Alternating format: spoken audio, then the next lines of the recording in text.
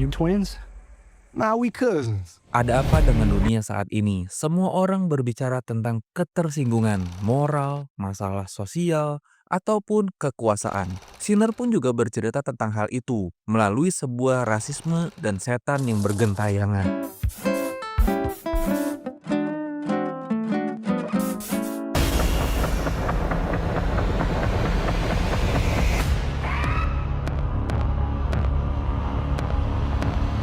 Tapi sebelum mulai, gue cuman mau bilang bagus bagi reviewer belum tentu akan bagus untuk orang yang hanya menonton sebatas alasan membuang waktu semata.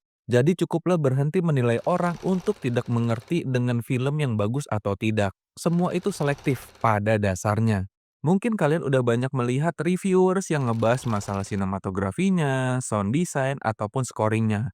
Bahkan tentang direkturnya sendiri yang akhirnya membuat film perdananya yang bukan diangkat dari sebuah adaptasi. Di video ini, gua mencoba untuk ngebahas hal-hal di luar itu. Ya walaupun nanti juga bakalan gua bahas sih sebenarnya, tapi tipis-tipis. Dan satu lagi, gua juga nggak akan pernah ngebahas masalah pengalaman menonton seperti yang udah dibahas kebanyakan orang. Nah, balik lagi sebenarnya, menonton film itu kan di wilayah masing-masing berbeda nih. Jadi terserah kalian mau menonton di bioskop seperti apa. Karena menurut gua, esensi dari film ini adalah sebuah ceritanya. And the trees are sweetly blooming. Kalau ngomongin masalah suka atau enggak sama film ini, jawabannya adalah gua cukup suka sama film ini. Cukup dimanjakan dengan berbagai macam hal. Contohnya, suasana yang dibangun pada sebuah klub. Warna yang digunakan itu cukup memiliki kontras yang membingungkan menurut gua. Warna merah tua dan biru menurut gua itu cukup memberikan sebuah efek ataupun atmosfer yang sebenarnya nggak baik-baik aja. Pada dasarnya tuh kayak gitu. Tapi film ini cukup memberikan warna kontras itu di suasana tersebut. Itu menurut gua salah satu hal yang menarik. Buat orang yang mengerti tentang pattern warna, biasanya warna-warna seperti itu cukup dijauhkan. Karena efek dari kontras warna tersebut menimbulkan sebuah efek tertentu. Karena merah itu digambarkan dengan suasana apa dan biru digambarkan dengan suasana apa. Makanya gue bilang, atmosfer yang sebenarnya itu nggak baik-baik aja pada dasarnya. You throwing a big event tonight? Film ini berlatar tahun 1932 di wilayah Delta, Mississippi. Kisah film ini mengikuti saudara kembar yang kembali ke kota asal mereka, Greenville. Setelah bertahun-tahun mereka pergi untuk meninggalkan kota tersebut, akhirnya mereka kembali. Mereka membuka sebuah klub malam bawah tanah sebagai simbol pemberdayaan komunitas kulit hitam. Ya karena mereka adalah orang kulit hitam. Namun mereka segera menyadari bahwa mereka tidak hanya menghadapi tekanan dari supremasi kulit putih dan pejabat yang korup, tapi juga kekuatan supranatural. Nah, di sini yang menarik sebenarnya ngomongin masalah supranaturalnya. Vampir yang telah lama menyamar dan menyusup ke komunitas kulit hitam sebagai bagian dari sistem penindasan yang lebih mendalam. Yang gue tangkap dari film ini sebenarnya bukan dari sisi horornya, tapi lebih ke arah sebuah identitas dan sejarah yang dibangun. Walaupun kekuatan terbesar pada film ini adalah masalah sosial, cukup terlihat jelas dari penggambaran awal dua karakter ini. Karakter yang kembali untuk membangun sebuah wilayahnya. Mungkin ini juga menjadi sebuah perlawanan ekonomi bagi komunitas yaitu golongan kulit hitam. Bukan sebuah pemberontakan, tapi lebih memilih untuk bagaimana bisa menjadi setara dan dihargain.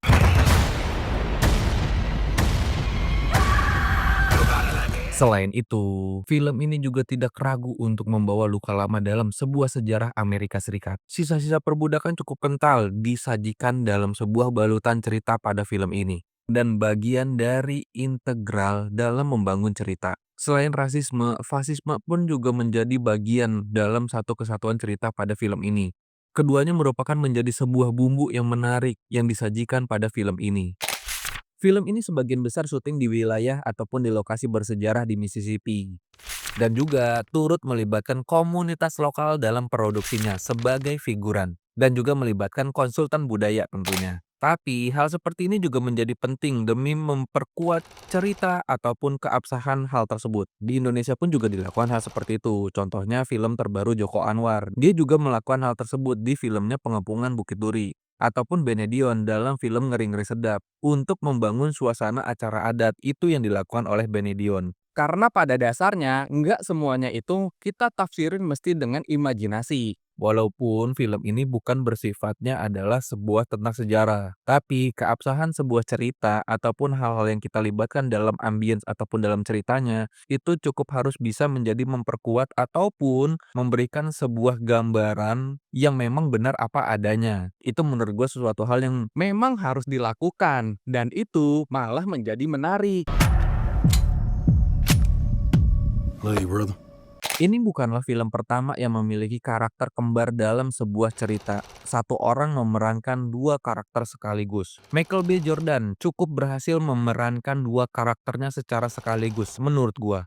Dua karakter yang cukup bertolak belakang. Yang satu memiliki sifat yang sedikit lebih keras dan yang satu lagi memiliki sifat yang cukup tenang. Cukup biasa sebenarnya untuk dua sifat yang ada di dalam karakter ini. Tapi yang menariknya, untuk membuat karakter kembar ini, pada praproduksinya dihadirkan seorang konsultan orang kembar untuk membuat dua karakter ini memiliki ciri khas masing-masing. Agar mereka memiliki kontras secara sifat walaupun secara fisik hampir sama ataupun mirip. Ya kan memang mereka orang kembar. Dengan membuat karakter seperti ini, yang gua tangkep tujuannya adalah memberikan sebuah fokus cerita pada dua orang ini untuk menjadikan objek utama. Yang tidak terlupakan pada sebuah golongan. Nah, ini pada dasarnya sifat alamiah aja. Jika kita bergaul dalam sebuah pertemanan dan tiba-tiba ada satu teman yang memiliki bentuk atau ras yang berbeda, seperti Cina, ataupun kita punya teman bule, itu akan menjadi center point tersendiri untuk mengingat dari pertemanan tersebut di hadapan orang-orang lain. Dan itu juga berfungsi di hadapan perkumpulan kita sendiri ataupun pertemanan kita sendiri. Karena pada dasarnya yang memiliki ras berbeda atau kecenderungan yang berbeda, Itu memiliki hal yang bersifatnya jadi minoritas. Dua karakter ini juga menurut gua cukup menjadi simbol dari pembahasan film ini.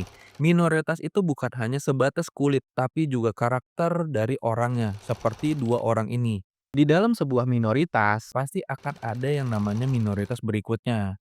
Tapi mungkin juga nih, dengan penggambaran dua karakter kembar ini, itu juga memberikan sebuah penggambaran tentang konflik internal sebagai simbol konflik internal dengan sifat mereka yang cukup bertolak belakang. Karena menurut gua, cukup menarik dengan memberikan sebuah penggambaran dua karakter orang kembar yang ada di dalam satu komunitas ataupun sebuah golongan tertentu. yang pada dasarnya golongan itu adalah golongan minoritas. Tapi di dalamnya ditambahkan sebuah bumbu. Bumbu untuk gimana caranya ada orang yang bisa jauh lebih stand out daripada orang-orang yang lain. Itu menurut gue jadi suatu hal yang menarik dan pasti itu ada hal-hal yang tersirat di dalamnya. Nah mungkin hal-hal tersirat itu yang kayak tadi gue gambarin. Mungkin. There are legends of people born with the gift of making music so true it can pierce the veil.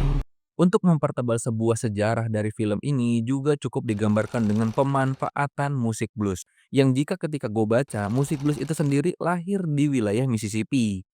Musik ini juga menjadi penggambaran atau simbol dari sebuah perlawanan ataupun sebuah identitas.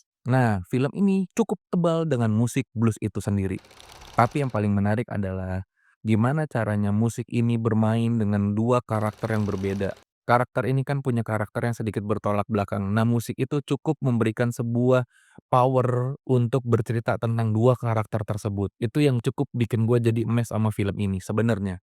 Kalau ditanya dari keseluruhan film, gue cukup suka dari endingnya. Cukup jarang sebenarnya gue nonton film dan gue suka sama endingnya. Film ini cukup memberikan sebuah penggambaran dan atmosfer yang berbeda terhadap penonton, khususnya gue. Scoring musik dengan tanpa dialog cukup ngebikin gue ikut larut dalam penyelesaian film ini. Entah kenapa gue cukup menggambarkan ending film ini sebagai penggambaran untuk hidup yang lebih baru atas semua yang udah dijalankan. Gua sih nafsirinya kayak gitu. Hening tanpa dialog tapi hidup dengan suara ambience. Kadang yang paling penting dari sebuah film bukan apa yang terlihat, tapi apa yang terasa. Itu menurut gua. Tapi ya, sebagus-bagusnya sebuah film tetap aja memiliki kekurangan. Dan menurut gua, Kekurangan di film ini terletak pada pacing filmnya yang cukup tidak konsisten. Penggambaran karakternya juga menurut gua cukup kurang mendalam atau kurang mendetail. Di luar itu, film ini juga ingin menyampaikan pesan-pesan religi dan filosofis. Tapi sayangnya, simbol-simbol tentang filosofis dan religi itu menurut gua sering muncul tanpa penjelasan. Sejujurnya, untuk bisa mengerti sebuah film itu nggak bisa dibilang mudah. Tapi itu sebenarnya nggak perlu jadi bahan pemikiran banget sebenarnya. Karena jika itu dikesampingkan, film ini akan tetap enak untuk dinikmatin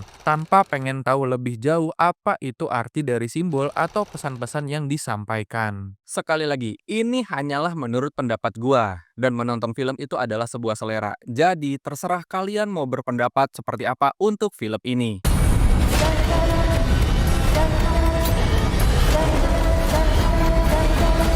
We gonna kill every last one of